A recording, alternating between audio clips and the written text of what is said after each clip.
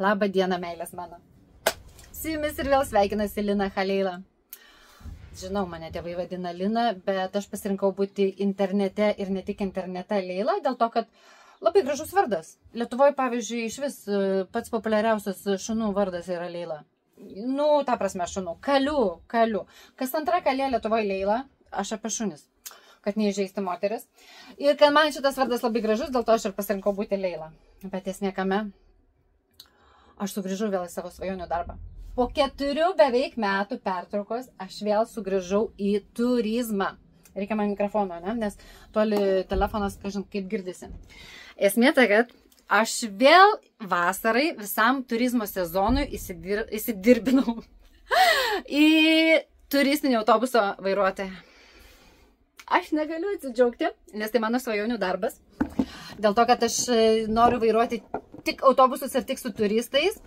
Paklausite, kodėl? Dėl to, kad turbūt, kad esu žiaurinė tingimi. Labai tingiu dirbti fiziškai, nes kadangi žiemą su turistais darbo nėra, tai man tenka žiemą vairuoti beleką. Praeitą žiemą vairavau Stavangerį Kamazą. Nu gerai, ne Kamazas, C kategorija. Nu bet man patinka Kamazas pavadinimas. Tai žodžiu.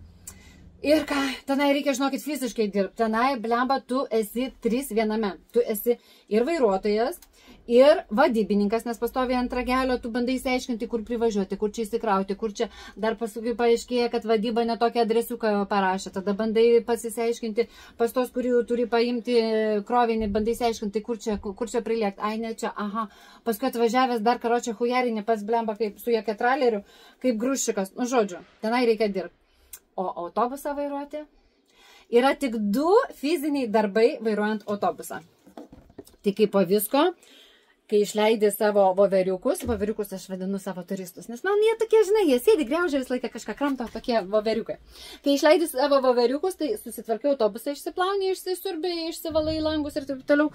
Ir jeigu važiuojate toli kažkur, tai vienintelį, ką darai fiziškai kiekvieną rytą ir kiekvieną vakarą, tai va, šitą atsidarai bagažo skyrių, sukrauni lagaminus, iškrauni lagaminus.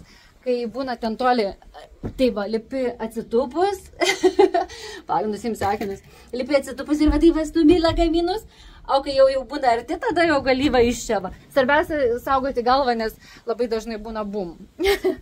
Tai va, tai žinokit, čia darbo praktiškai jokio nėra fizinio, dėl to man labai patinka už tai, kad esu gimusi būti tinginė. Kągi, ką aš norėjau pasakyti? Šitoj firmoje, kur aš dirbu, jinai gerai žinoma yra, nėra didžiausia firma Norvegijoje. Didžiausius, tai net nežinau, gal kokia V, gal tie žali autobusai. Nežinau kokia didžiausia, bet šita nėra didžiausia, bet jinai yra gerai žinoma, nes jau 100 metų gyvuoja, įkūrė ten 2 broliai, dar prieš karą, prieš abudu karus. Čia biškai pasitaisysiu, nes jau kadangi jau matau save, tai reikia pasidaryti, kad biškai gražiau atrodyčiau. Labai nemėgstu va čia susiseknės, dusina. Tai va. Nu tai va, tai žodžiu, gerai žinoma firma. Anksčiau tokių obolių kaip mane net nepriiminėdavo. Dėl to, kad reikėdavo idealiai mokėti šnekėti norvegiškai.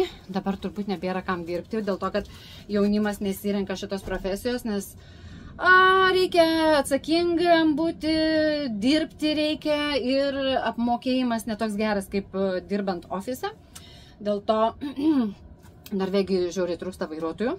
Ypač vasarą, kai prasideda turizmas, tai priėmė net mane. Sakysit, ką aš čia to bandau parodyti, ką aš čia noriu paaiškinti? Aš noriu parodyti, kad net būnant biški apykvailę blondę, įmanoma dirbti šustroj firmoj, vairuoti autobusą ir gauti dar turistų. Jo, tai va, pasigiriau. O dabar ką? O dabar noriu papasakoti biškutį apie autobusą. Skause mačiau, visi dideli yra tik tai Volvinai, nu, ta prasme Volvos. Nemačiau kitokių autobusų, nei Scanijų, nei Mercedesų, nei savo mylimų Setrų nemačiau. Netgi Jutongų nemačiau, nes aš pernai truputėlį Borelį, Stavangerį vairavau Borelį, tai ten buvo Jutongai elektriniai, full electric. Nu, čia, ačiū Dievui, dizelis ir visi autobusai Volvos. Bet, man pavyzdžiui, tai jos tikrai, žiauriai patinka. Šiandien aš vairuoju didžiulę trešę, kaip matote, Triašę Volvo. Gerai, užsidai. Pasižiūrėkit. Kokia didžiausia problema, kai esi mažiuks? Tiesiog nepasiekiu uždaryti. Eikti peklą. Blet.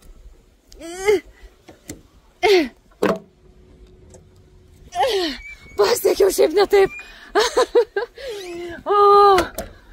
Kaip gaila, kad man Dievas nedavė ūgio, o galėjo duoti. Tai va, šiandien vairuojam Triašę, gražią mergaitę.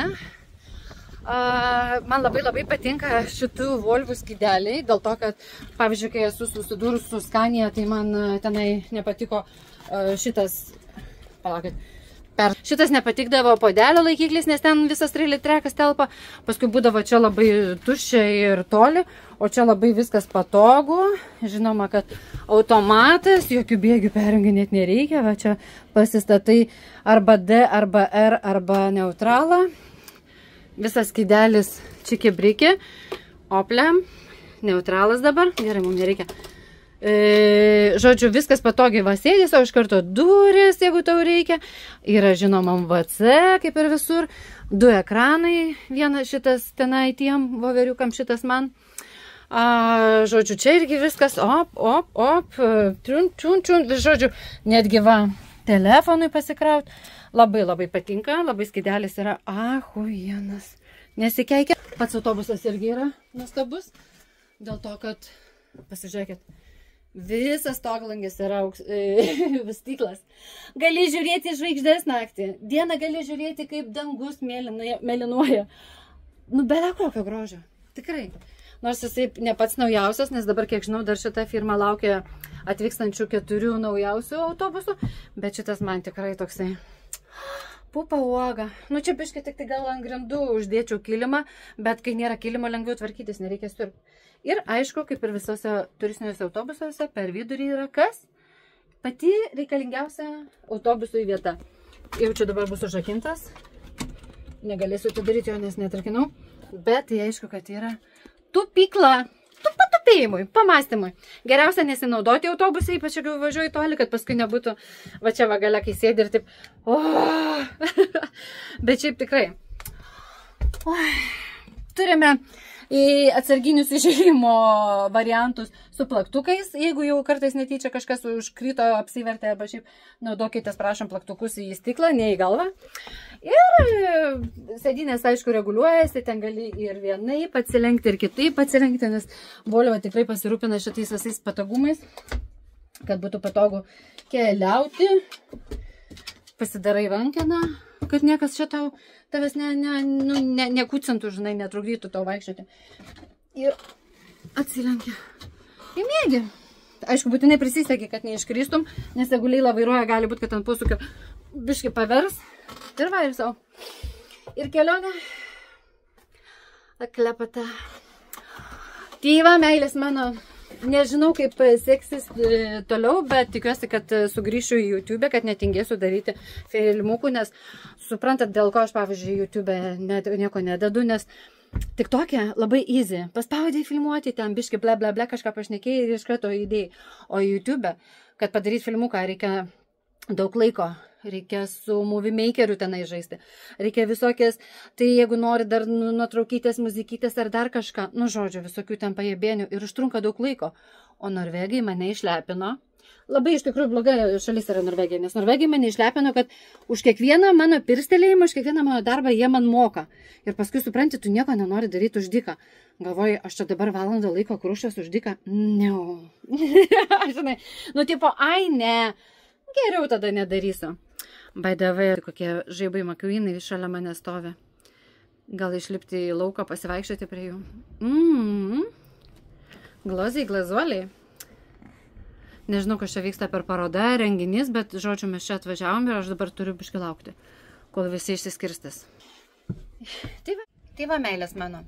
Kol kas toksai trumpas prisistatymas, kaip bus kaip kas ir kai pradėsiu važiuoti jau toli, pradėsim daryti vėl filmukus, jeigu gausis. Kaip sekasi, kaip nesiseka, kokios klaidos, kaip sunku arba kaip lengva, kokie turistai. Žodžiu, papasakosiu viską apie šitą darbo sritį, jeigu tik tai kažkam įdomu, nes galbūt mano filmukai įkvėps dar kokių 10 mažiausiai mergaičių pasirinkti šitą profesiją ir atvažiuoti dirbti kartu su manim. Nes kol kas skause aš esu vienintelė motera. Nors šiaip Norvegijoje tikrai moteris viską vairuoja, absoliučiai viską. Jeigu pamatai traktorių, tai būtinai mergaitė, fūra būtinai mergaitė, autobusai irgi vien moteris ir mergaitės, bet kažkodėl skause keista, bet vieni vyrai. Reikia man jūsų. Reikia mergaitės, ateikit dirbti kartu su manim. Nes vis tiek, fainiau. Ikiukas, iki sekančio.